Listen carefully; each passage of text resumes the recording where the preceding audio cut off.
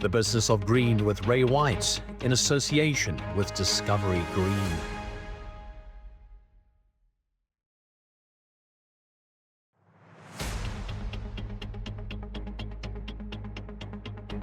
I'm Ray White. I'm at One Discovery Place in Sandton, looking at renewable energy, looking at our energy future, and making sure that we have green renewables that will take us through into the next decade or two.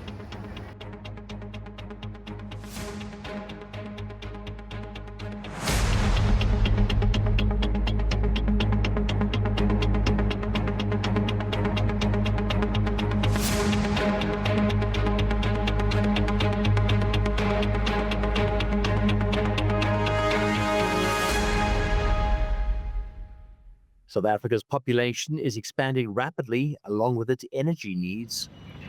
The country has seen load shedding and load reduction as the government battles to cope with the expanding energy needs of the population. But to meet these needs, one merely needs to look up and around us. The sun and the wind can be used as massive sources of energy.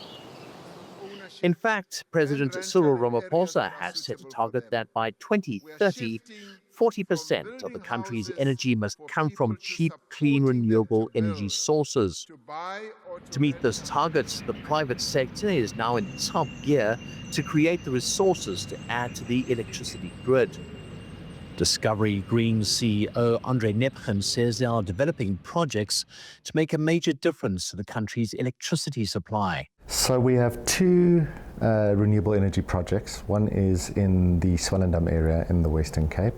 This is managed by an IPP for us. It's their wind farm. We're just purchasing the energy. It's part of a cluster that makes up the largest wind farm in the country. Very, very exciting, very, very good wind area there. And I think one of the last ones in that area that could actually get grid connection, which is very exciting. The other one is in the Mpumalanga area. It's very close to Tuka Power Station, managed by the same IPP, owned by them, and we're purchasing the energy. It's 300 megawatts of solar, which equates to roughly 850 rugby fields of solar coverage. It's absolutely enormous, and it's a special project in the fact that it's right next to Tuka Power Station, sort of showing the existing and the new next to each other, and the transition happening in real time, which is quite special. It's an extensive project with the huge wind turbines transported over land. Transporting these enormous turbines is quite something. I'm sure everyone is driven, if you've ever driven the Western Cape and you have to get off the road because of these turbines coming past, it is quite terrifying. So, the height that they do it in pieces and they transport it in pieces, but the height you have to get to is about 130 meters to the hub. And the blade at the top goes over 200 if you take the full distance on that. So it is a very massive piece, and it all gets imported. Majority of it gets imported, and it gets assembled on site. So you have to break it up into pieces. So what often happens is you'll see trucks driving on the highway with absolutely nothing on them. They are doing test runs all over the place. So when you'll see in the Swellendam area, we'll be getting test runs of the trucks going through, and then the real pieces will come, the base, the turbines, the blades. It's absolutely beautiful and magical to see. And then the real amazing part of it is that each turbine gets put up in one day.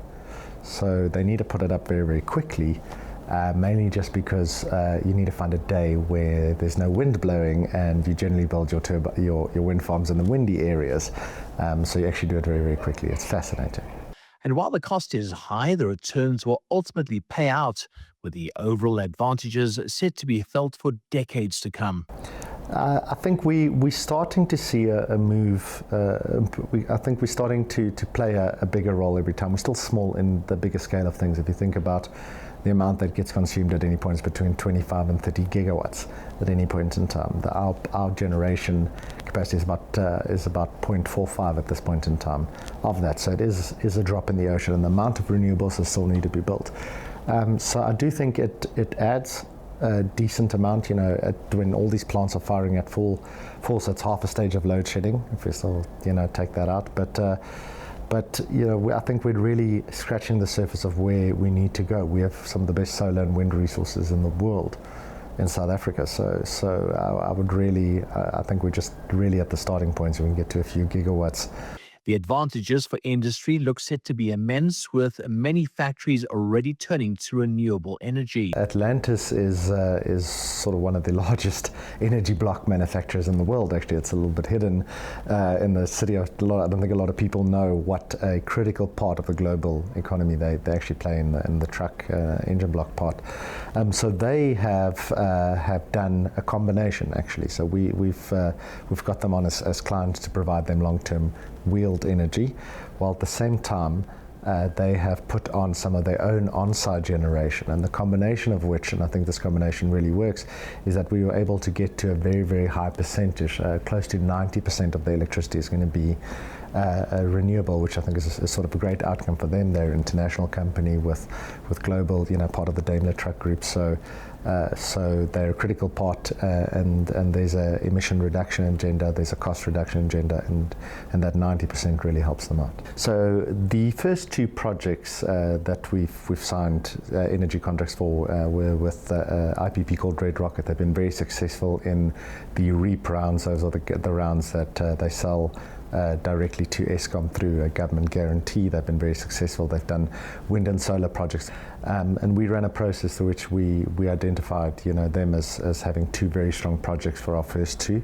coming on, and they've been a great partner. So they are managing financing, running the financing, running the project themselves, and getting this energy online for us. So a great RPP and a great partner. While there are strong plans for renewable and green energy, questions remain about connecting to the grid. Many say the grid is just not ready. The process is when you start a construction, so any other projects that are currently under construction have got grid access and evacuation potential. We're talking now about the future renewable energy projects, and the real issue that we're trying to solve in that space, or the government is trying to solve, or what the Eskom is trying to solve with the TDP program, is to unlock more grid capacity. Now, traditionally in South Africa, all the coal generation is in Mpumalanga, where all the coal is, and that's where most of the infrastructure has been built. When it comes to renewables, the best renewable energy is in the Northern, Western, and Eastern Cape, where these are, Northern Cape is not a big consumer of electricity itself.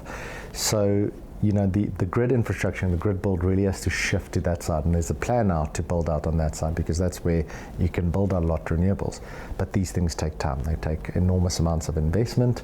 They take a lot of time. There's over 14,000 kilometers that need to be built in 3 phases on this plan. And that takes time, servitudes, build time, allocation. It is quite a process to do that, and what that means is that some of the best resources in the country, some of the best renewable energy resources, are a little bit constrained in the amount that can be built in the short term. Hopefully that'll lift in the long term, and we'll see a change happening. Either way, there needs to be buy-in from governments, as the country's economy needs to grow, and Eskom won't be giving up its role anytime soon. There are a number of consequences of not taking it seriously. I think the most obvious one is renewable energy is cheaper. It comes at a lower cost. So if you're not looking after the future of your business, if you're not taking it seriously, you are missing out on an economic argument. The second one, which is as important, speaks to reducing your carbon footprint. Now, whether or not you see that as a financial consequence or not, whether or not it's just caring for the environment and the planet, I think taking it seriously or not taking it seriously is it's very dangerous. Plans for green energy appear to be proceeding rather smoothly, but there are questions about the financial aspect. I spoke to Professor Adrian Saville from the Gordon Institute of Business Science, and I asked him whether we could make a business of this.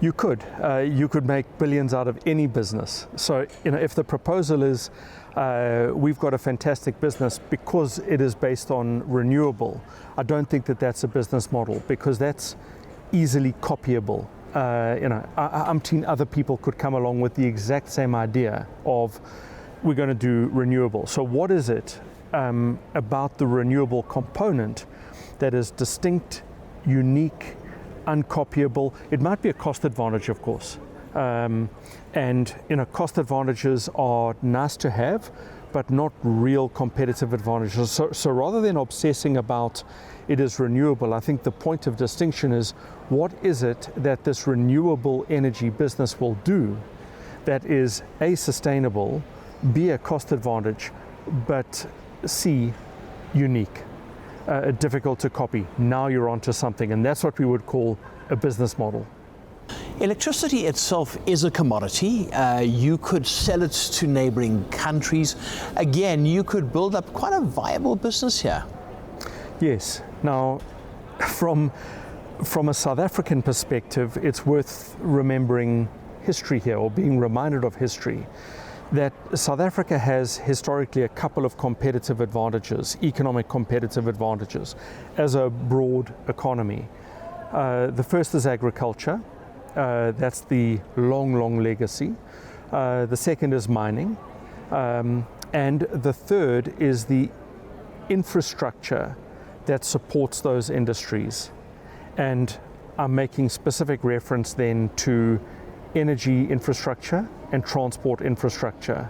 In recent times, South Africa has lost its way in these important infrastructures that support the competitive economy, and in particular the productive economy. Now here's a chance for rebirth, because of all of the places in the world where you have sunshine falling, South Africa is blessed with some of the greatest abundance of photovoltaic irradiation. And the same goes for households. I mean, think about this. You could generate more than you need, sell it back to the grid, and you could make some money. Sure. There's, just keep in mind first, as sort of the caveat for households and or for an economy as a whole, electricity, for it to be reliable, sustainable, requires baseload. And baseload brings in that word that was pushed, all the way to the back burner, coal. Baseload is a necessary requirement, and look no further than Germany, which went a long way down the path of renewable, and then, to their horror, learned that absent baseload, you actually don't have a viable model.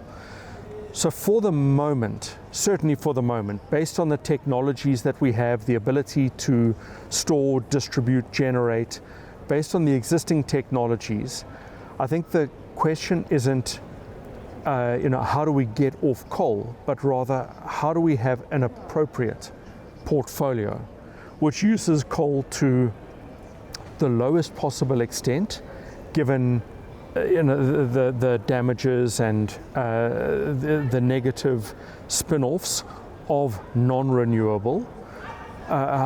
We have to see it as a necessary evil. But then, if we're in a conversation about energy portfolio, there's lots of other forms of energy. There's nuclear, there's gas, and so I think the critical ingredient, you pose the question about households. For households, they can't be doing nuclear and gas. They're going to be doing on the roof or, from the power point. So how do households optimize that combination, recognizing that if their solar goes down, they've got to bring themselves up with that base load. So it's always a portfolio of energy rather than one or the other. For a country as a whole, it's substantially more complex, thinking about what's the portfolio of gas, nuclear, coal, and sun-fired. What do we need to do in the next 5 years with regards to green energy? What has to happen soon? I would draw from my observation about the urgency of regulation, that we have to have a regulator that sits up and recognizes this isn't a nice to have. This is an absolute imperative. Certainly, if we want to look after the manufacturing automotive cluster, this is a non-negotiable. And we needed to get into the business of working out the necessary regulations and implementing those regulations some time back. We are off the pace on that. When you build automotive manufacture, it's not in the next 12 months, these are our investment decisions. It's the next 36 months, 60 months that we're thinking about. So it's long investment cycles. And long investment cycles are born out of policy certainty. That's the imperative for South Africa. Questions remain about the future of coal with the approaching Just Energy Transition Program. In our next episode, we look at coal and the future of green energy.